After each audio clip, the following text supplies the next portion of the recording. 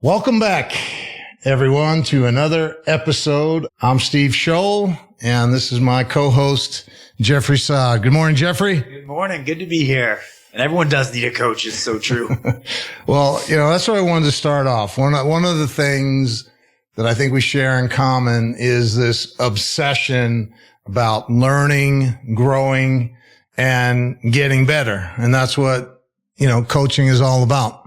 That's exactly what it is, Steve. It's an obsession. I mean, I saw a little clip on Instagram from Kevin Hart a while back, and I loved what he said. He goes, why do people keep asking me why I can't stop, why I keep striving? My question for you is, why aren't you? It just makes life better. Like, I think innately you are a happier, healthier person if you are striving within balance, of course.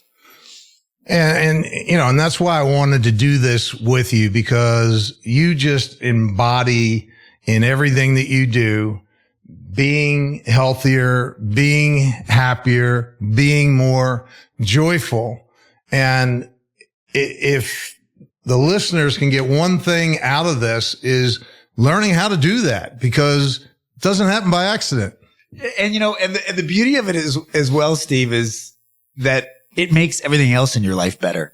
I mean, that's the wild irony. It makes you a better whatever it is you want to be. It makes you a better husband, makes you a better wife, makes you a better friend, makes you a better father. I mean, it's just because when you are elevating yourself, you kind of bring everybody up with you, and you show up better because you're in a good place, because you're feeling better. Whenever I'm feeling a little bit blah or off, I read something, because the second I'm taking in information I feel elevated. It's like learning is like a natural high.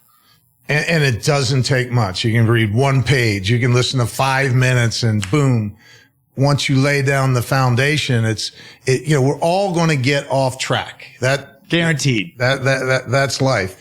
The thing that you can work on is taking longer to get off track, so you're on track longer, and then being able to get back on track quicker. And that's why when you have a favorite book or a favorite podcast or whatever it is, you only need to read one page or listen to 5 minutes, and boom, you can shift right back into where you need to go. I love what you just said. We all need better rails. Yeah. That's it. There is no derailing. It's just better rails. You'll derail less often. I love that. Yeah. And that's really it. I mean, it's like, I think the biggest mistake anybody can think is that, like, hey, it's all perfect. If you just do what Steve and I do, we're perfect. No, it's like, we're just striving. That's it.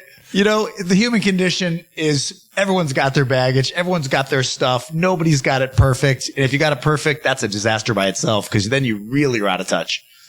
And, it's absolutely progress, not perfection. And, constant, never ending improvement. I want to go back to something for a second. Not only does being healthier and being happier and more joyful doesn't happen by accident, and it's not based on your circumstance either. No. I think, I am passionate, but I try to put rails around it about not being a victim. Because, when you have that victim mentality, automatically you're basically giving yourself a pass to have a great life, because you're somehow identifying that the way I was born, where I was born, what happened to me makes me not eligible for happiness, makes me not eligible to be better, and that's why I love that quote. If you start by assuming that everything is your fault, there's nothing you can't affect.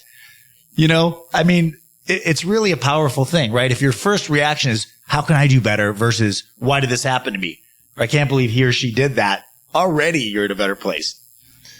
So I've got a lot of topics to dive into today, and just wanted to get your thoughts.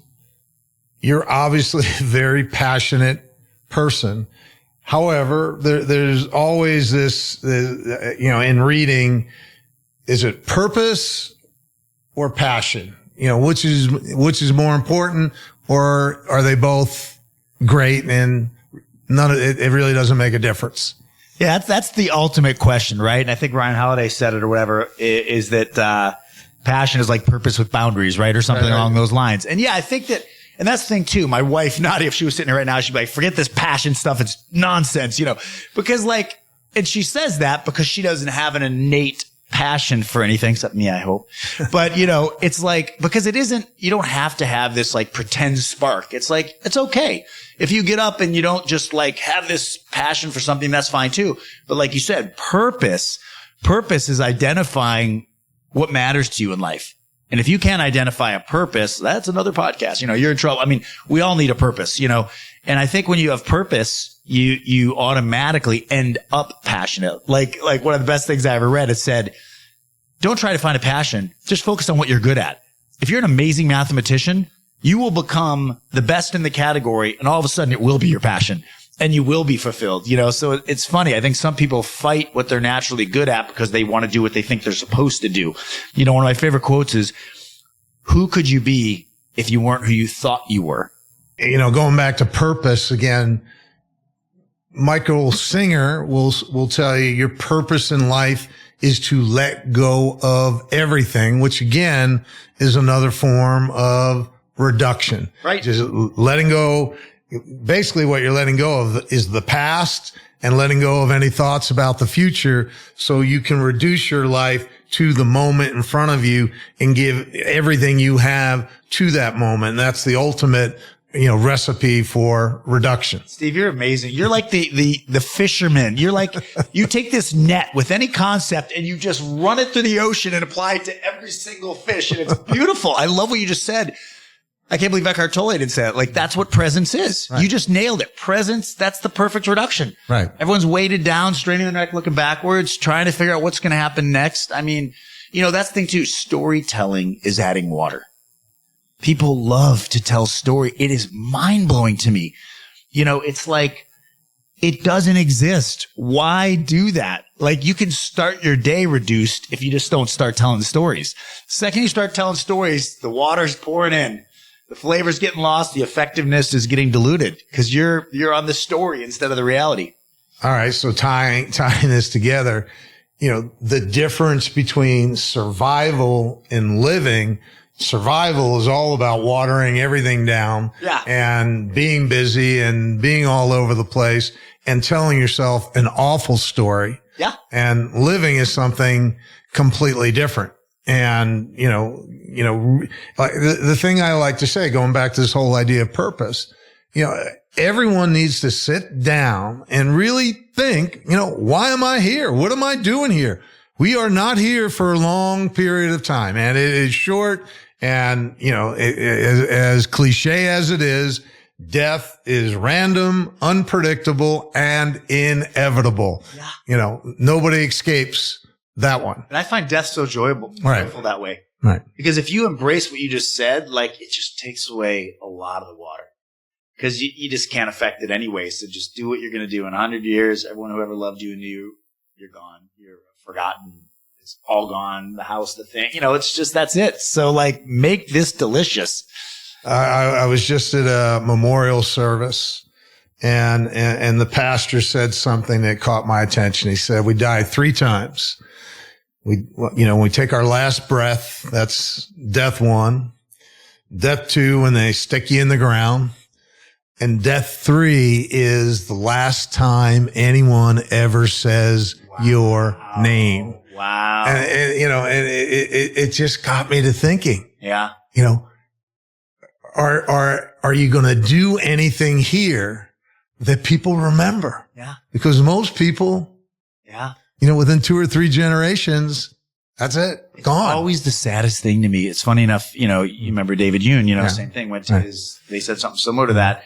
And, you realize, and what was so sad is there's hundreds of people there. There's tears, mine included, all this stuff.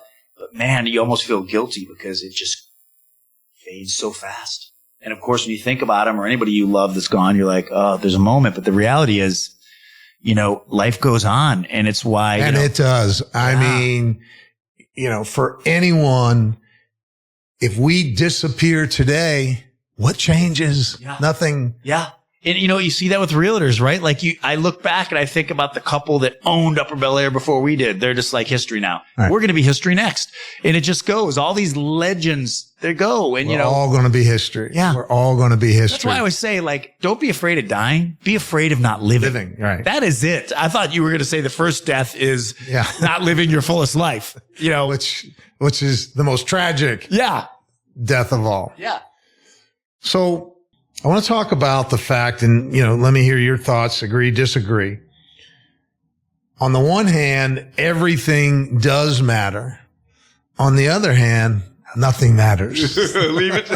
Perfect Steveism. I love that. I mean, that is life. Yeah. Everything we do matters. And in the end, none of it really matters. Yeah. I mean, if there is one thing I think that matters. Did we enjoy our time here? Did we go for it? Because if all we're doing is surviving, if all we're doing is being busy, if all we're doing is getting by, going through the motions, hoping not to drown. I love how, again, Michael Singer, and I am a Michael Singer fan.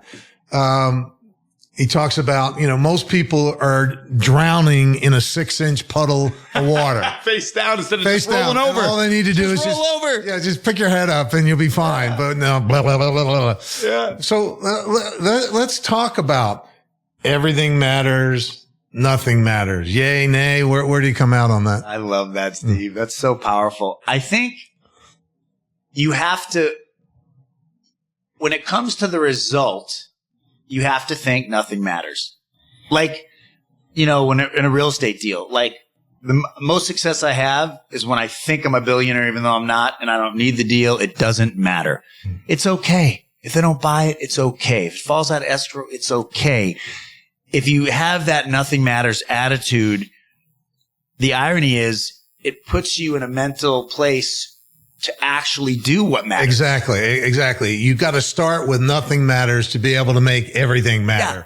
Because if you're attached to the outcome, then you're going to tighten up. And, and this is something, you're very familiar with in terms of, if you're surfing, if you're tight and anxious, what happens when you're out there? Yeah. You're going to get your ass kicked. Every time. I go back to this passage. I know well over 100 times, read it because, I do this on calls all the time. Life rarely unfolds exactly as we want it to. And if we stop and think about it, that makes perfect sense. The scope of life is universal. And the fact that we are not actually in control of life's events should be self-evident. The universe has been around for billions of years, and the processes that determine the flow of life around us did not begin when we were born, nor will they end when we die.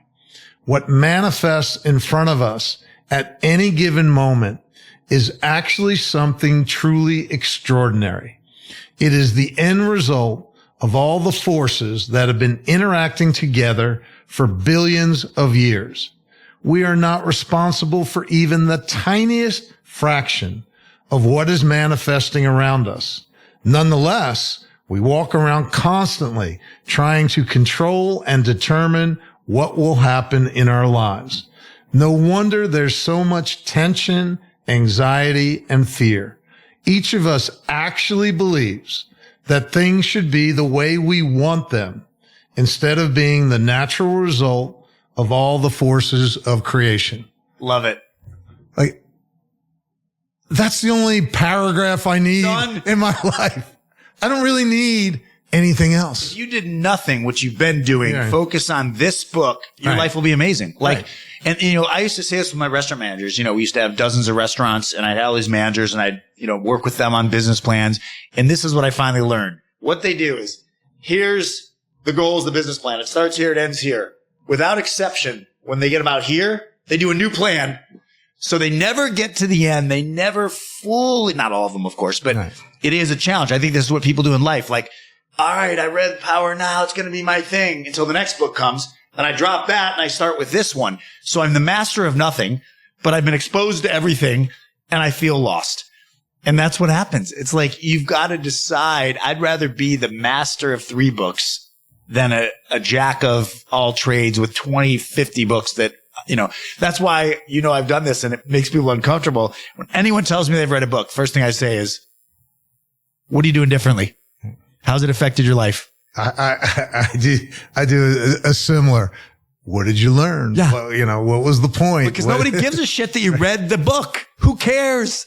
Like, I saw this. I heard of that. People love doing that. But it's like, how have you ingrained it into your being? If you believe in it and if it matters, ingrain it. Don't just pass over it, and that's, I think, that by itself is one of the biggest opportunities. Like, but why do people do that? I think they do it. Well, you coach a million people. Why do you think people do that? What is the nature that makes us do that? To me, it's everyone's always looking for magic. They're always looking for an easier way that just doesn't exist, period.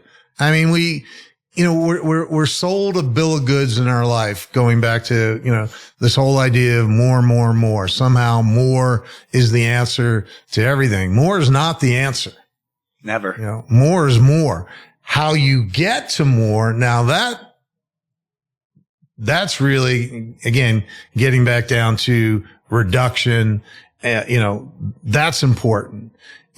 How we get to where we want to go. But I just see it every day. I joke all the time in my coaching practice. My favorite question is, well, what else can I be doing? Which is simply code for, I'm not going to do anything you told me to do.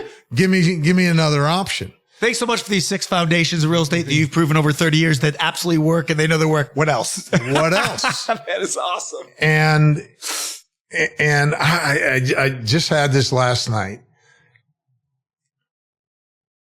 The power that we need, the thing that will truly empower us, give us energy, unlock what we're capable of achieving, is we find that power in doing what we don't want to do. That's where the power resides. Doing what we want to do doesn't make us more powerful. It makes us less powerful. Doing a steady diet of what we don't want to do. And again, you've had to go through this in surfing, right? Yep. You just don't go out in the ocean, jump up on a board. You got to do a lot of things that are scary as shit. And by the way, putting a wetsuit on when it's half dark and getting into freezing cold water never really sounds good at face value. But guess what? I do it anyway. And then when you get out of the water, you're like, oh yeah. One of the guests we're going to have, Jody Clegg. Jody's a surfer, and that's why I want to hook you guys up here. She was talking to me the other day. She went out and she had to paddle through the fog. That's right. The best. Right. Like you don't know what you're paddling into. Yeah. And, and that's when you don't know what you're paddling into, that's when you feel alive. And we have to do some version of that every day in our lives, because for all of us, we're always walking into the unknown every day. That's what we do every day. Universal. We walk into the unknown. And the question is, how are we walking into the unknown? Well, 2 thoughts on that. First is, that's why I cold plunge. Because I always say, if I start the day doing the thing I want to do least, that sounds awful. You crawl out of your warm bed into an ice bath. If you start your day that way, the rest of the day is a cakewalk. Because you've knocked that it is out. so true, man.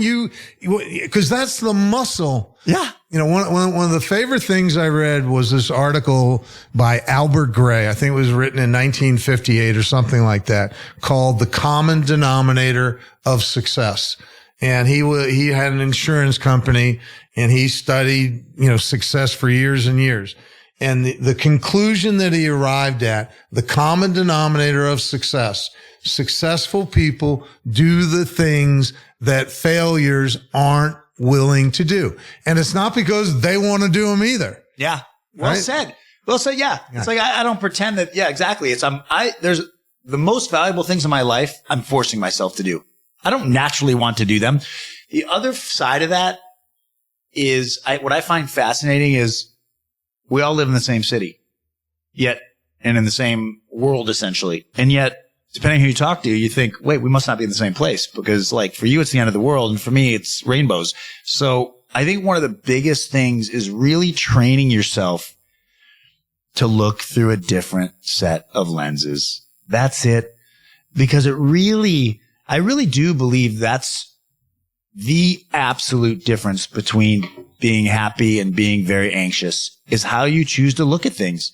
I mean, this, this real estate changes with this, NAR settlement is the greatest example. I mean, the majority of people are looking at it like it's some tragic end of the world scenario.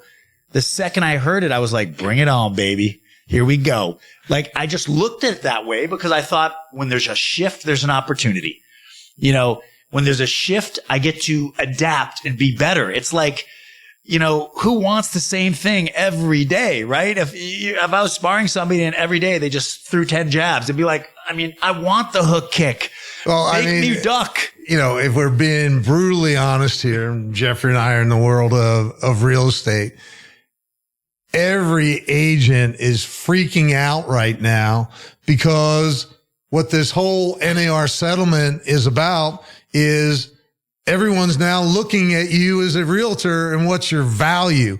And so the reason why people are really freaking out is they've got to get better. Hello? And now there's, more pressure on agents to get better, which is a good thing. It's not a bad thing. I am loving this. And what's funny is, again, how you look at it. Most people are looking at it as, oh my gosh, there's a whole new set of forms. I haven't even thought about the forms. I waited until 2 days before to even look at them because I knew they'd change. It's about strategy. Not what are the forms, but how am I going to approach this now? What's the opportunity here? What are the questions going to be? My wife always laughs at me because we're sitting around at night having a glass of wine and I'm like going through 5 different scenarios of what this interaction will look like. She's like, why are you going through all these? I go, because then I don't have to do any of them. Because I'm thinking through it so thoroughly from every angle that then when it comes up, we're dialed. Reduction. And most of the time, you don't even need it. That's the funny part. Right. You said earlier, wrote it down, most people are seeing the end of the world. You're seeing rainbows. Yeah. and again, we don't control what happens. We control how we experience what happens and how we respond to what happens. And, it just goes back to some of the things you talk about all the time. When, you came in this morning, how things going? Always wonderful. Same old wonderful. Same old wonderful. Same old wonderful. And I know you feel this about yourself, which is you feel like you're the luckiest guy in the world. You walk around with that feeling. Giddy. And I don't have half of what most people in this city have. It's not for the material reasons. Material things. It's for one simple reason. I wake up and I love my life and I'm grateful for it. And that's what I've worked to build. It's like that has been my litmus test. It hasn't been, do I have the Ferrari yet? It hasn't been, am I number one at something? It's been, do I wake up and love my life? It's not getting what you want. It's wanting what you have. And it's also, if you're going to tell a story, tell that story. Like, again, I'm not going to put a Band-Aid on in case I might get cut. I'll wait till I get cut. Just like with these changes in real estate. Why are you already in triage when it hasn't happened yet? Why suffer twice? I'd rather expect the best and suffer once if I'm wrong. And then I'll react accordingly and I'll be better able to react because I won't be like, see, I knew it. The world's over. I told you. I'll be like, oh, okay. All right. Now what am I going to do now? Like, how do we affect this now? Change your story. Change your life. It really is amazing. It really is. Let's end it on that note. Thanks, man.